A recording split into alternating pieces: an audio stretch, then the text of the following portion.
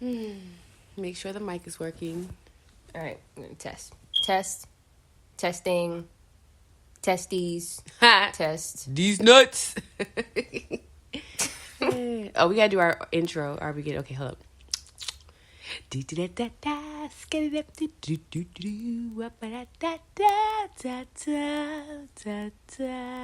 Mad commentary. I love that. I don't know. I feel like we need to establish a rhythm. I feel like it's changeable. It's fluid. It's naturally chaotic. I can't groove with it. You've been grooving with it. Not really. Well, it was your idea to do that. I think if we go back and listen, I think it was your idea. I think it was our idea. I think it was my idea about a musical intro, and then you started talking about like us making it ourselves. Anyways. What's up, y'all? Back at it again. It's Oya Gold and Ammo Cat here with another episode of your favorite podcast. Yes, I'm going to say your favorite podcast, Mad Commentary, which stands for Mother and Daughter Commentary. Which I think is absolutely genius. And I 100% came up with that. That's a lie. On my own. That is definitely an untruth. So who came up with it if it wasn't me? It was me. It was me. Just because they can't see you don't mean that... Oh, it's funny? It's funny. She over here being a whole dickhead. But isn't that what you wanted to talk about today anyway? Dicks? Not necessarily dicks, but I always wanted to have this conversation about fetishes and kinks. With me specifically. Yes. Oh, God, that's weird. For a lot of parents. Not for me. I don't really care. Like, what are you saying is weird? Like, nah, it ain't weird for me. So what you want to know, girl? Well, first, I have a mad fact. Okay, mad fun fact. See Okay. All right, and this is relevant to the podcast. Okay. So, oralism is a sexual fetish that is defined as sexual arousal to sound, voices, music, or even just the sound of people having sex. That's like most women. Yeah. A lot of women would have that because women are very auditory and even just in how you talk to women. Like, women could be easily aroused by men by what... Like, I've had some men say some things to me, and I'd be like, oh, yeah. I didn't want to have sex with them, but I was like, I'll marry you. Like, right. Yeah. Right. That's just a woman's thing. That's kind of cool. That it has a name. That's what it's called. It was hard to find it. Like, it wasn't in any official stuff. It was like... First of all, the first thing that popped up when I was looking for this, it was on, like, Urban Dictionary. I'm like, is this... But I saw it on many other sites, so I was like, all right. Urban Dictionary be...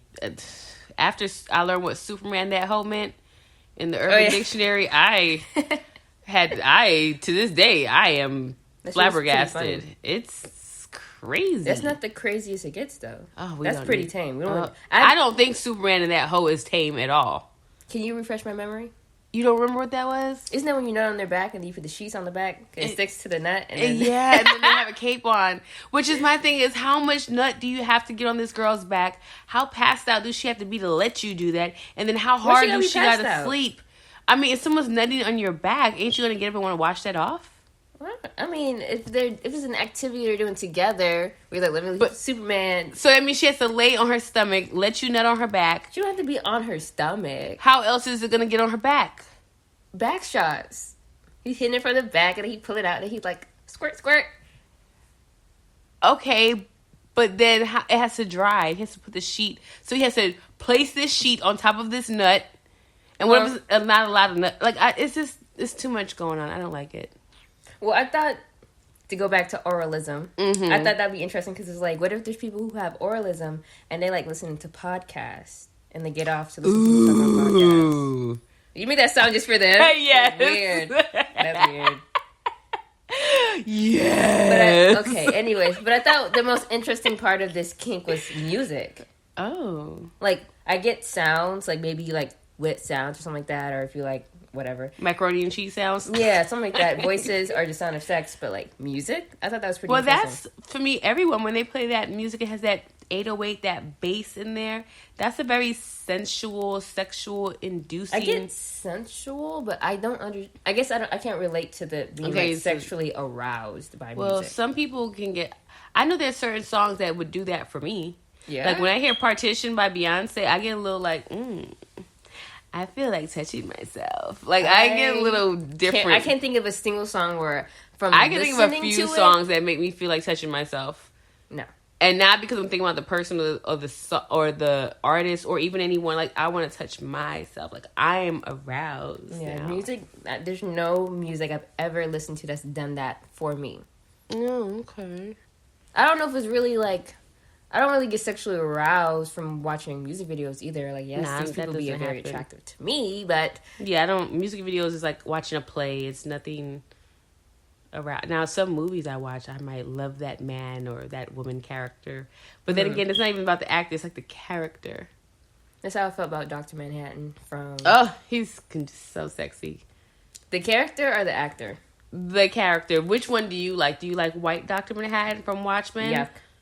No whites. That's horrible. So you like black Dr. Manhattan from the last one from the Watchmen? Yes, I was expecting that. I was like, oh my I don't God. care. White, I black. I just love what Dr. Manhattan stands for. I really am feeling his whole shebang. And the fact that he's could be so many people, like, please, go let your main self do whatever. I hang out with secondary, thirdary, fourthary you. Like, I'm okay. I liked his story in the series. I want to be Dr. Manhattan. Well, I relate to his problems. Anyways, his story is great. Okay, yeah. I thought his episode was my favorite episode, and that's in the series. You see that big old blue jank just flapping around. Hilarious. By the way, I posted that on my Instagram spam account, and they took the post down. And I was like, God dang. I should have known. No blue penises here. But then that him watching Yaya play Dr. Manhattan, that's how I fell in love with him. Now I recognize him, even though I had seen him about 3 times before then. The fact that you know this nigga's name. I follow him on Instagram. Yaya Abdul Mateen.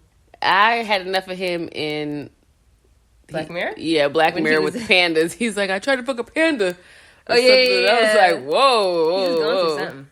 He was. That was like the as a man, episode. You get to have a vagina.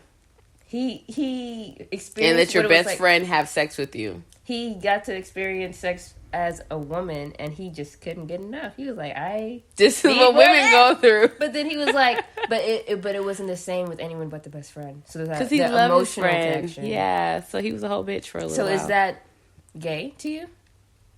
Even though they weren't even themselves. Nah, that was some heterosexual sex. I mean, because we all have male and female. Mm-hmm. So he was in his female brain, clearly, being receptive to that energy. And as a woman, as a woman, he loved his friend. Right. But they say that's how most relationships go. Like the person that's your best buddy, when you get a spouse, your spouse will be very close to that person. They will have a lot of the same characteristics. Like you can tell what your spouse is going to be like based on your absolute bestest friend. Interesting. So if your spouse, I'm not saying if your spouse is not like your best friend, then they're not your spouse. But from what I've read, it was that, you could get a fair indicator of what kind of person you would really do well to end up with if it's most like your best friend. Like, I feel like with romantic relationships, there should be a level of friendship. So if you are making a certain type of friend and it's a healthy friendship, then your romantic relationship would kind of mirror that same trajectory, something like that, I would think. All right, let's get back to these fetishes, though. Okay. Because we went off to the friend fetish. The yaya fetish. I do have a yaya fetish. That's nasty. How's that nasty? I don't want to know certain things. As your mom, like you don't want to know about my fetishes? I don't think I do. I don't know. Can I tell you about one? Okay. It's a hand fetish. Oh, then you touch you with your hand. I don't know what that means. I was thinking about this part of the conversation last night. I'm like, oh my God. He was plotting on shocking the shit out of me. I was like, I'm going to tell her about this hand fetish that she shouldn't be acting all weird about hands. Like, it's not... It is not you. It is not my hands. It's not your hands. It's not hands in general. You don't even draw hands. You just learned how to draw hands, right? That's the crazy part. But no, it's just the hands of my said partner. Yes. I'm into hands too. I have a hand fetish then too. Right, so what are you talking about? I didn't know that's what you meant. I don't mean like in general. I'm not seeing like someone's hand. I'm like, oh yeah, like that's not doing it for me. When my partner's hands become so It's like hands. It's and a arms. fixation for me. Mm-hmm. That might be the Gemini. They say something about Gemini, mercurial qualities. Virgo, Gemini, Mercury are people who like the hands and the arms of people. Like, I don't know. I'm probably misquoting that what I read, but I remember that mercurial aspect of the hands and the arms being sexy. I think hands are sexy. I like holding hands. I love holding hands. I love touching hands. I like back rubs. I like it when my friends let me hold their hands. Not too many friends let you do that. That could be weird. But I love when my friends let me hold hands and play with their hands and their arms and stuff. It doesn't mean I want to have sex with them or romantic. It's just I like intimacy like that with my friends. Is physical touch high on your love language list? It didn't used to be, but it has grown in the last few years. What did it used to be? What used to be? It used to be acts of service, words of affirmation, and I think quality time, and then touch and gifts was like at the bottom. Mine is in order from most to least important would be words of affirmation, physical touch, quality time. What was it? Then gifts, and then acts of service.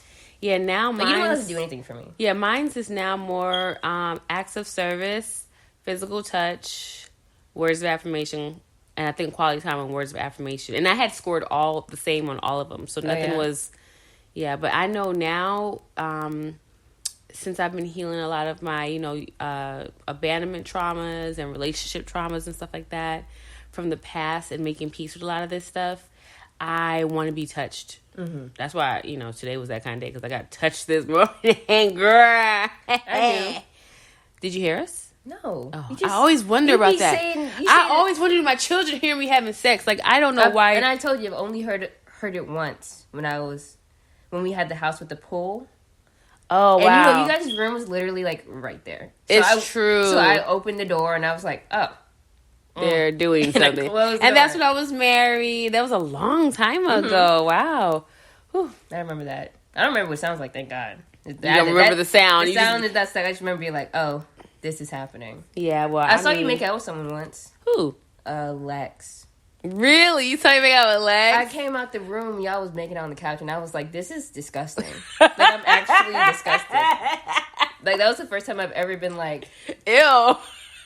Oh, this is ew. Like, I was really like, I remember that. I remember that. No, I think you just gave me this look like, ew. Yeah. And I think I was sitting on his lap or something like that, and I kind of like hopped off his lap, and I just kind of got up. It was kind of dark in there because the TV was on. Yeah. I remember visually.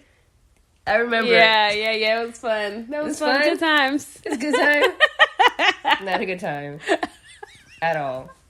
No one liked Lex. But other than that, that's the only time where I've like heard you or seen you do anything. Okay, yeah, that's always a thing of me. Like, I don't want my children. I don't know why. I'm so open with you guys about sexuality and what it means, what it don't mean. But as far as like my personal business, what I sound like in the bedroom, I feel like. I mean, I think that's no one's perfectly business. Normal and healthy boundaries. I don't. You can like talk to your child and like educate them about sex and whatever, but they don't need to be in your sex life. That's right. Fucking weird. And I think people misconstrue that. I mean, they don't want to talk to their children about their sex life. They don't want their children to know anything about them. And it's like, they should know what the thresholds are. They should know what... And some of this stuff may be genetics or in little kinks and stuff. So talk about it. Like, I love anal sex, right? Mm-hmm. And I remember the first time I asked your grandmother about anal sex. I'll never forget. She was like, oh, it's fine. Just don't do it too often, And it was like, oh, my God. And it just threw me for a loop that she said so casually. But I guess it even goes down in the family, our family, how we talk about sex. My mom always, she demystified it. And she talked about like it was the most boringest, shortest, unfun thing. About it like that. Like you could never do. Like, whatever. But then you got children and... A lot of children. Yeah. You got a number. So, You down with it, Deborah. That is... something. I didn't know that's the D in the bar is for the D. Let me stop playing. She'd probably be laughing so hard at this at the same time. Like, oh my God. I don't know. It's weird to think about anything. We don't have to think about it. That's fine. Yeah. That is weird. Weird for me. Or I remember with G Grandpa and G Grandma telling me that when I was 16 and 17, getting out of high school. Mm-hmm. And I was talking to Grandpa about This would be your great grandparents talking to grandpa about sex and you know, being a virgin and all this stuff and like I want to be with your dad and have sex and I remember grandpa was like, girl, had a sex, use protection, don't make no babies. And I was like, but grandma and everybody, he was like, yo, grandma do everything. I was like, whoa. Oh my God. He was like, yo, grandma she be getting it. Don't listen to these people. You getting grown, you graduate from high school, have the sex, wear protection, don't make babies yet.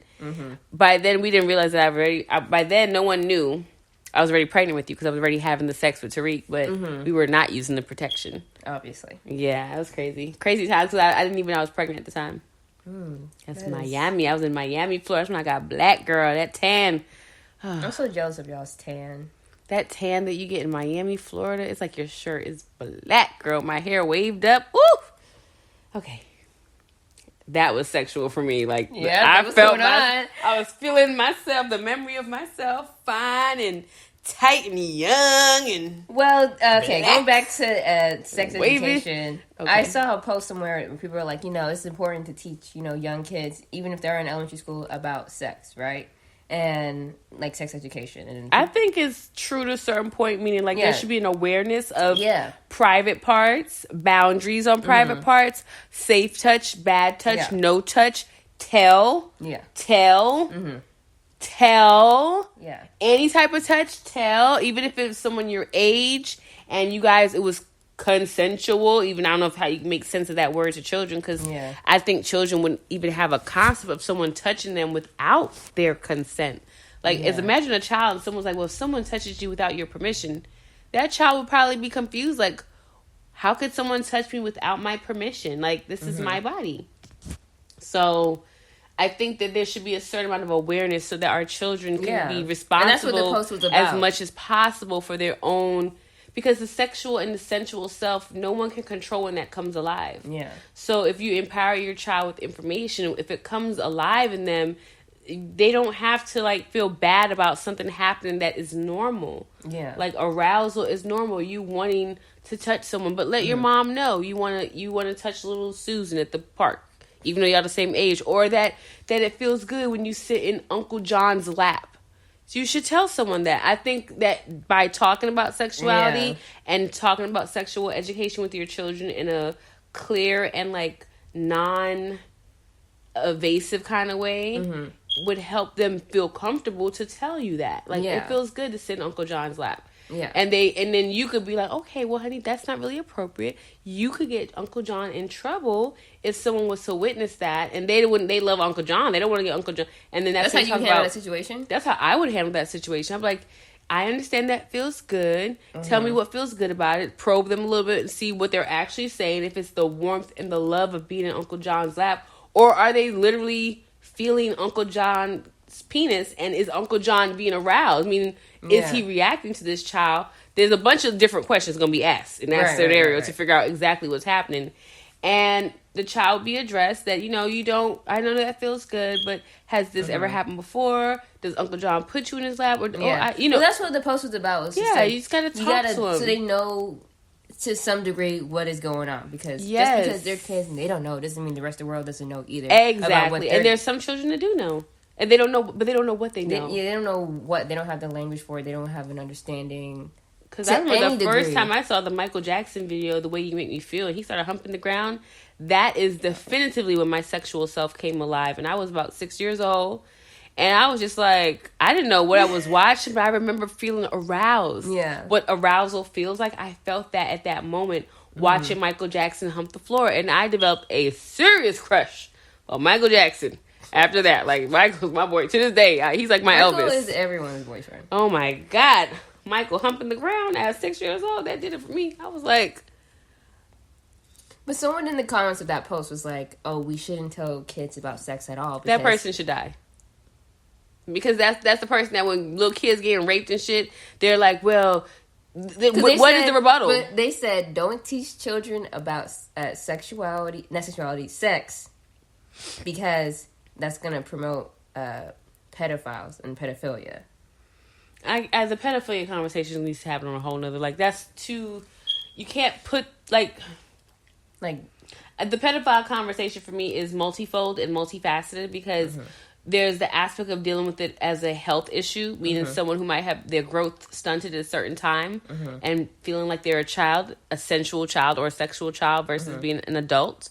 Then there's the predatorial pedophile who is like an adult but seeks out children for whatever reason, mentally stimulate. For me, I always feel like pedophilia is either you have developed a fetish for children, like a sexual fetish for children, or it is like some mental issue that you have either through trauma or like because nobody talks about the children who become, like I was telling me and your grandparents were talking about that. There's children, we all have grown up with children between the ages of 8, 9, 10, 11, 12, 13, 14, 15, 16, 17, children ages, that were actively looking for adults to make out with, have sex with. Yeah. And not all of them were abused. When you talk to your friends, not everyone been molested, touched, or been exposed to stuff. That's their sexual self coming up, and they have an instinct about it, and they're like, I want this adult. I want someone who knows what they're doing, or whatever the hell is going on in that child's mind. So for me, the whole pedophilia thing is multifaceted, multifolded, and we don't look at it how back in the day in most royal societies it was.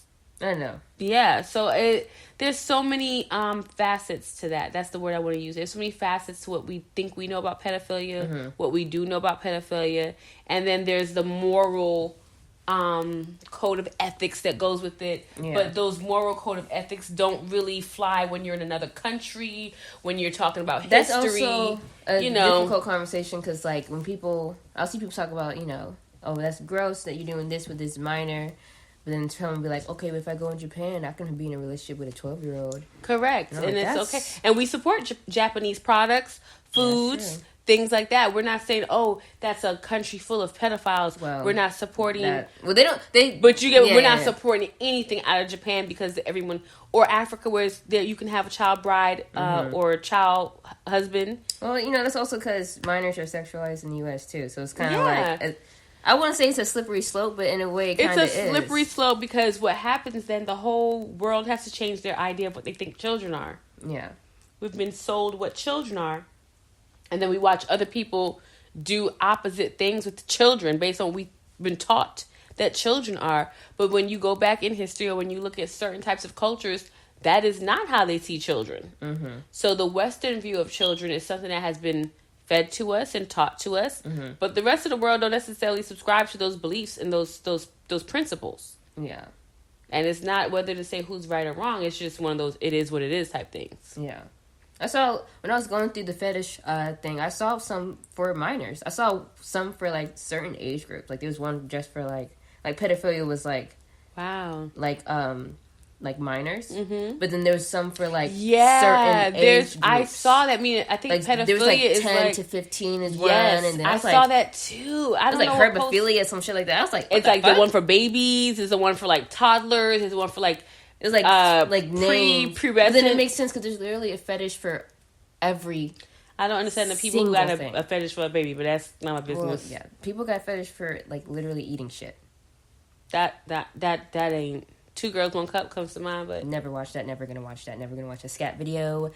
No. You shut that down out of your face right now. Like, I don't even want to talk about it. You should at least watch Two Girls, One Cup. I'm never watching that. I'm literally never watching that. I'm never gonna watch that. When I get bored, I go back and watch it because I cannot understand. Is this real? To me, it's like, it's not even like that is shit. It's like the smell. It's not even. Smell. It's just the fact that it looks like a Frosty. So there's the idea of, is this real? Also, how do they prep? Do they eat like a bunch of food? That's my thing because the consistency of it. But then my thing was like it couldn't be ice cream because ice cream would melt. And it wasn't melty. It's actually ice cream. I was thinking because it's the consistency of the crap that was coming out of both girls was the same color. The diet is terrible, it sounds like. It was creamy. I don't know. Never seen it. And then they were eating it like it was a smoothie and stuff. It was just a lot. I read a description about the video. It's like a description, like it's one of those synopsis to me that I think is absolutely disgusting and nasty and horrible. Do not mistake the amusement you hear in my voice for like, oh yeah, that was cool. It's nasty and horrible. That's definitely on my list of like avoid at of all fetishes costs. is like, why? I don't think shit is like I love. Like I said, I like anal sex, but when it comes to shit, Yeah. I better not see none. I better not smell none. Like there's a way to prepare for that. Yeah. I ain't into it. I'm into pegging too. You know, I peg guys. That's one of my fetishes. If a man lets me peg him, like I'll pegging do is it. a trend right now. Really? How can it be a trend?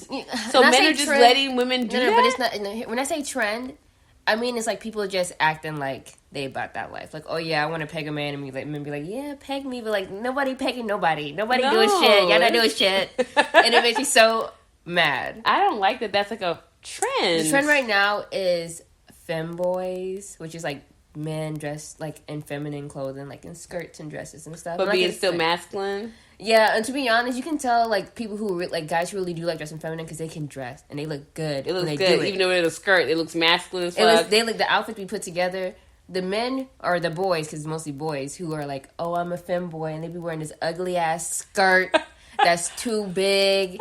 It don't fit them nice. A random ass shirt. The colors don't match. And they be posing in the camera like, oh, I'm like, what are you doing? Like, that's an ugly ass fit. I'm totally search femboy on Instagram. Yes, like, you'll find guys who really do it well, and you might find a few guys who are just doing it because all of a sudden a bunch of 15-year-old girls decided that they want femboys and they want to peg boys. And I'm like, y'all just hate men. I think they just don't like men on the low, and they just like the idea of fucking a man. Damn. That's what I really think it is. A lot of women feel that way. I know for me it's not like that. Like, because right now it's very like the gender war online is very crazy. Like, I didn't know that. Is it happening again? Well, when I say gender war, it's very low key. It's just it's just people talking shit about each other, right? Girls ain't shit, guys ain't shit, whatever, back and forth. And I think the whole idea of like a man being feminine and they get to fuck them is like not so much that they like that or that they're actually genuinely attracted to that. I think it's just like the idea of dominating a man, dominating the men's, like the man being their bitch, and that's what I really think. That's how I feel about a lot of stud women sometimes. Like I know I like to be, I guess you could say, masculine clothing. So you see me like do my little tomboy thing, and that's one thing. But then there's some women I feel like they're only adopting the look and that culture of being a stud because they want the same respect they think men get. So they adopt the clothing of men, the language of certain types of men. Because it don't be like they wear suits and nice clothes like the nice guys. They be on some thugged out, sagging, wearing a do-rag. And you be like, no. At least I be like, because I don't like those type of men. I don't date those. You've never seen me date any guy wearing a do-rag that's sagging. Like, I've never, and I would never. So, I'm not into I'm a snitch. I'm not a good thug. Like, a trap nigga is not the nigga for me. Like, I'm too scary. Yeah, I'm too, like, I'm very square. So, I'm like, babe, they knocking this door. I'm pointing where it's at. Like, don't. I'm going to throw myself. Oh, my God. I'm like, it's over here in the corner. The closet to the left, under the floorboard with the shoes. I'm so glad you're here. Like, yes, that's me. I'm so glad you're here. I've been so scared. I've been so scared. Somebody save me. Yeah, like, I'm not that girl. So I don't understand. So me, even as a woman who loves women and is bisexual, I don't even date those type of studs. Or I don't date. I had one stud girlfriend. She was a chronic cheater, and she wouldn't let me touch her. I didn't understand that. Like, I'm gay. I like women. What's up with that? I keep hearing often for studs they don't want to be touched. And that's, to me, those are the ones that have that emotional issue with masculinity. And it's like, do you wonder, are they even really gay? Or do they just hate men? Or have they been violated in some way? And now they feel like they have to look like they're violators so they're never violated again. Like, there's so many psychological traumas and layers that can go with a person's psyche and their sexuality. So, yeah, there's that. There's something I was going to say, but I forgot. It's like a downer part of the conversation. Like, the people who are just really sad and out here trying to either be gay or peg guys, Oh, we were talking about pegging. That's what led to this whole thing. Thing, And I was talking about how it's kind of a trend for girls to say they want to peg a dude. I did not. That was not the trend when I was growing up. You might get punched in the face saying that shit to a man back in the day. Yeah, I don't know. It's really, like, to me... A man literally might fight you on the strength of, like, you disrespected him. Yeah. I've been blocked to have that conversation with grown men, not recently, but in the years before when men would be showing interest in my DM, and I'd be like, okay, they over here. And they try to have, like, you so beautiful, and they try to make the conversation go towards more sensual. Not necessarily sexual, but more sensual. I would throw pegging in there, and most of the time they didn't know what that meant. And I'd be like, go Google it. And now then you tell them to go Google it. And sometimes they will come back with blockiana, meaning I'm blocked. Yeah. I try to go back to the conversation, blocked. Like, whoa. You did tell them to go look it up. Yeah, and then sometimes they would just cuss me out, be like, I ain't into that shit. What the fuck make you think I would be down with that? It's like, I didn't say you had to be down with it. I said I was into that. You asked me what kind of things I was into. Was that like if they weren't into it, it was like a deal breaker for you? Kinda at that point. It was, yeah. And then nobody would date me. Why do you like pegging? I think it's because the masculinity in me does like the idea of conquering the femininity in another. Interesting. So, and it's exciting. Like when I'm with a woman, I don't think about conquering her. I think about merging with her and being with her and loving her. But when I'm with a man, if he opens up his more feminine side to my masculine side, then there's the idea of conquering. But in the times I've done that, I didn't really like what happens as a result of doing that. Like I realized like there's people who you can do that with and they know who they are and they're okay with who they are and it doesn't change them. Yeah. And then there's some guys I've done it with and it was like their first time and it did change how they were. It did like how did it change them? They became more like dishonest about things, more feminine in a certain kind of sneaky, conniving way. I guess you unlocked something in them. Yeah, and it just made them be like, what people say, oh, you act like a bitch. But not like sassy, just kind of like scary, conniving, lying. Like they didn't trust themselves all of a sudden. Like maybe they were having thoughts of men. Maybe they were having thoughts of being penetrated. And now that they let me do it, they don't trust themselves. And I didn't know what I was picking up. But now, over the years, if it happened more than a couple times with certain guys, I'm aware that, I'm unlocking something in them that they try to keep under the wraps. It might not mean that they like men, but there's something about this stimulation that's not only taboo for them, but it's like a necessary taboo. Like there's something, so they just get sneaky and withdrawn in another way. And literally, they just act bitchy. I don't know a better word for it.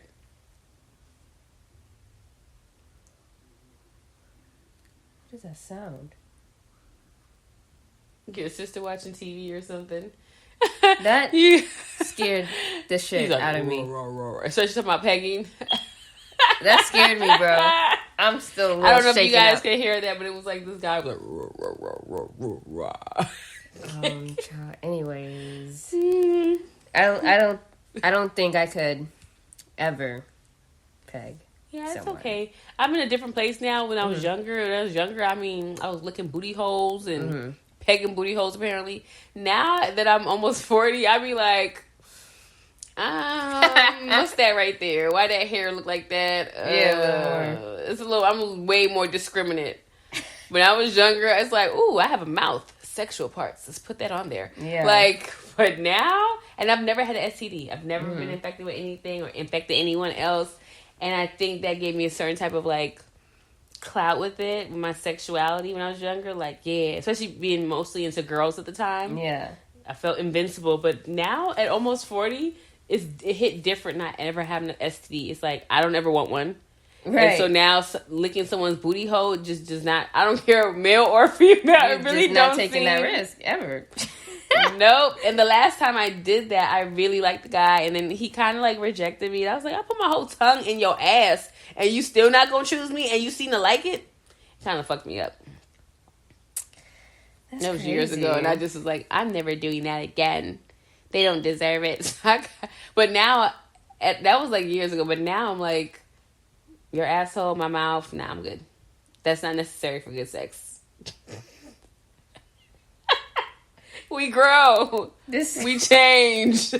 I had a whole booty fetish, so you did have a butt fetish. I had a terrible butt fetish. I still have it, but now it's less intense as far as putting my mouth on people's booty holes, literally. What do you think of feet fetishes? I ain't with it. I like my feet. Feet are nice. Has anyone ever sucked your toes? Yes. Did you like it? I love it. That's how it makes you talk. You think about the toe sucking because it feels way better than you think it would. You wouldn't think, like the way when you see someone doing it on TV, you're like, I guess. Yeah. But when it's happening, you're like, oh, yeah. Yeah. Oh my god. Apparently, men like it too. I have sucked a man's toes before. I won't say whose. Toes? I've sucked some toes. He liked it. No. But it was weird because men be having foot fun. Again, when I was younger. I'm thinking about men's feet. Yeah, when I was younger, my mouth was wild star. Like, I'll put it a lot of places I probably men's should feet is not a safe place. Mouth. It was like, ooh, let's put this mouth somewhere. Mm-mm. Have you heard about the cake sitting fetish? Where someone sits on a cake? Yes. And I've seen it, but I'm not with it. I've seen that with a pie. I think that's a pretty cool fetish. I think that's stupid. And a waste of cake. Well, that is a waste of cake. A waste of food. It is. It's a whole genre. But I like the pies, but still it's a waste. I think it's so cool. And I don't understand how you get turned on by that. Like, I get, like, the butt stuff, but, like, why cake? And why smushing the cake does that for you? That's different. But, like, for me. If I was a sex worker, that's what I would do. You could be fully clothed, sit on a cake. They give you ideas, haven't they? Yes. You're just like, You can, like, have a whole segment where you bake the cake. And, like, this is the cake for today. And you have your lingerie on. I'm not even lingerie. You can just wear it. You don't have to be exposed like that. They just be having on jeans and sitting on cake? I've seen some with jeans. And they sit on the cake. Wow. You want to do it together, mom, daughter? That's get not happening. OnlyFans. It's not even a thing that's going to happen. We're nope. We can do you like that? You put it in the universe. We can do OnlyFans. No. You're not going to let me say it? No, we're not even that out in the air. Cake sitting. OnlyFans. No. You and me. No, never, no. No, Mom and daughter? Ooh, that makes so much money. And we would get so many weird-ass comments, and I would fucking hate it. I would never, ever. You have to get on social media? I would. Until someone records it, like screenshots records it, and then you can't live it down? Offline. I would disappear. I would change my name, and I would move to a different country. Wow. That's how serious. If I would have to change my whole life. I couldn't exist. So that's out. Okay. That's never fucking happening. No, so no OnlyFans. You can do it on your own if it's that serious. I'm thinking about it. You're welcome. I need a part of that check. I'll be the manager. I wonder though, is that considered porn if you have clothes on? I mean, that sounds like great content. Porn is just... That sounds like great content from our Brown Becky page. Like today's not face sitting, cake sitting. That is a thing itself, too. Yeah, that's different. And you can be fully clothed for that, too. I like the idea of doing a cake or a pie sitting I like that. I mean, because I guess for me, there's no fetish or sexual thing happening. But to you, but to someone else, this is the best thing ever. I think that's so dope. I might use that for my Brown Becky. There's a lot of, like, non-nude fetishes and kinks and porn out there, like, because it's not about, like, the nude body or the sex. It's like someone's getting off on the fact that you're wearing high heels and you stepped on a cake or something. That's a thing, too. Stepping on things with heels. Yeah, girl, I looked into it. Don't ask why. Ooh, I'm into that. Yeah. I like the weird stuff that's non-sexual for some reason. That's, like, fun to me. Like, I don't know how I feel about the idea of someone else getting off on it, though. Like, I don't want to... That's the part... That's why it's sex work. Because you're not like, oh, this is me in my shoes. This is like, that seems like fun sex work. Like, that's a different type of sex work without you having to show off your body or anything. I love that. You never even have to show your face. No one can ever know it's you. Like, I literally could do an OnlyFans with me just sitting on cakes and pies and tortillas. Yeah, it can be fetish, like a very niche audience kind of stuff. Yes. And it can be also, if it's that serious, you won't even have to show your face. I really like this idea. I will be doing some research. You guys do not. I've been wondering how can I get in this OnlyFans thing and with my burlesque page, but like... I like that. I'm gonna do some research into that. No cap, as they say. Look at you. You're like, why did I tell her this? Why'd you say it like that? No cap, as they say. No cap. There's also a fetish for stealing called kleptolagenia. Nah, I ain't got that. I don't know if I said that right, but that's the thing. Klepto-vagina. Whatever. Vagina that steal. I don't know. Steal these nuts. Guess what this fetish is? What? Hobophilia. You like homeless people. Yes, you have sexual fantasies about or with homeless people. You see my face? What do you think is the part that they like? You think it's because they're homeless? The smell. No, I'm just playing. That was I would think it is the smell. Because what's different? I've seen some anime porn that was like that. It was actually, it's like more like comic porn, and the white lady was all into the black homeless guys, and she kept referring to their smelly smegum penises. Yeah, something about the whole stinky. Yeah, and I was like, this is disgusting. I think it could be stinky. I watched it for curiosity type reasons, but I was thoroughly disgusted. Because the comic, but it was a little detailed, and it was like... The comics be crazy. Yo, it was like showing like the smut or whatever on the shaft of this homeless person's penis. And it just was like, I don't need this in my life. They be going crazy in the art road with the... Art porn is good, though. It's anime. It has to be hentai. I'm very particular about hentai because it's very easy to go into the whole rapey. Yeah, sometimes there's blood, and I don't understand that. Like, yeah. I'd be watching like, this is nice, and then... It's like a scream and then blood. You're like, no! Or they ram a penis through someone's stomach. Yeah. Those things. It's like, Have you seen the one where they ram it all the way through their body and it comes out their mouth? That should be extra. I'd be like, just try Those are usually the monster ones. The monster ones are cool as long as they're not, the stomach is not poking out. How can you watch a monster one without the stomach? That's like I like when it's fake. I mean, it's fake monster sex. I mean, they're having sex with the monster or the alien, and it's clearly that penis is way too large anatomically for that body, but they're not dying. Right. I can deal with that. But if they're dying, getting limp, stomach protruding, penises busting out of buttholes, mouths, and stomachs, or where they put the penis in the whole breast, like some of that stuff is too much. Oh, like the nipple fucking? Oh my God. I remember when I discovered that. I was like, this is a thing?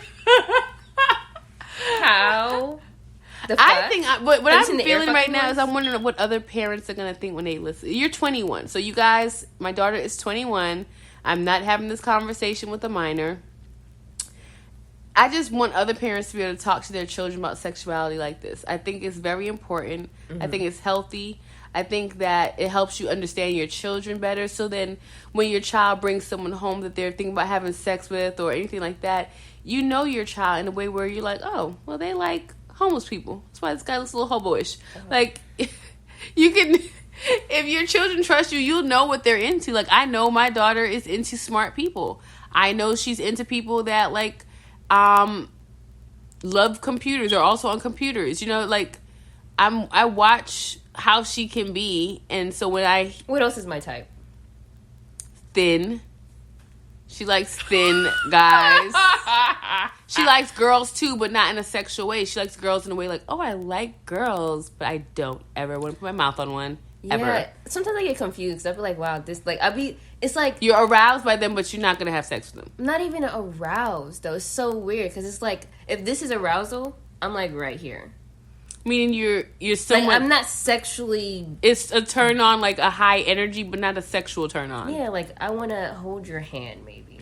So you get what I'm saying about wanting to hold your friend's hands, but I don't mean I want to lick your face. And, like, something about you so divine, but, like, it's not like with men where I'm like, ooh, yes, like, I want that one, you know? It's like, oh, wow. Like, see, and I'm more like that with men, and then I'm more like, I want you with women. Oh. It takes certain men for me to want them, and I think it's men who are in touch with their feminine side, to be honest, and they know they are. They don't make them feminine. They be really and masculine. For me, it's like women who are in touch with their masculine side. I'm like I like androgynous women. Mm-hmm. Like a very beautiful woman would never have that effect on me, ever. Right? Even if they're like a very beautiful woman on me is like the nerdy guy that's like, I'll never get that girl. Like I totally fold up. Like I'm like, oh my god, she's so hot. Oh my god, I can't even talk to her.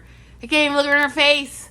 Hey, Susan, or whatever her name is. Yeah. But with men, it's like, what's up, Bob? You know, I don't care. Just like, and then, but if there is a guy that I do start to like, it, you know, this is fun. I really like talking about this stuff with you.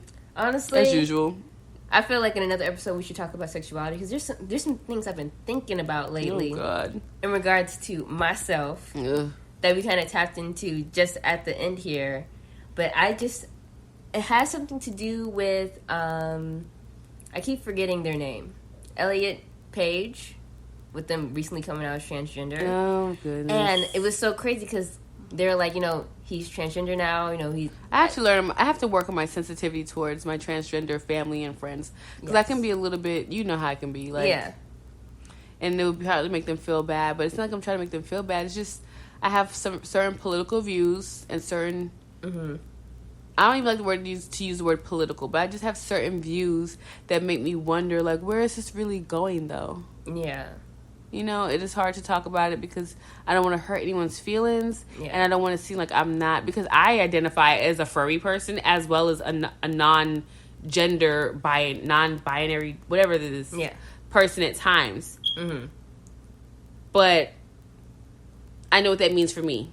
Yeah. I don't know what that means for other people all the time, and I don't have it in my nature where I feel like people have to refer to me as a they, even though sometimes I feel very much a they. Yeah. But I don't be like, yeah, I'm a they today. The thing is, it depends on the person. Yeah, and so I'm having... And that's why it's important to just have a conversation with that person. Yeah, so I just try to do that, but then sometimes I'm not motivated to because I can hear my own ignorant crassness, and it's like, cut the shit, you know, you're going to be rude, and that's not what we're doing, so... Yeah, and then me as a person who...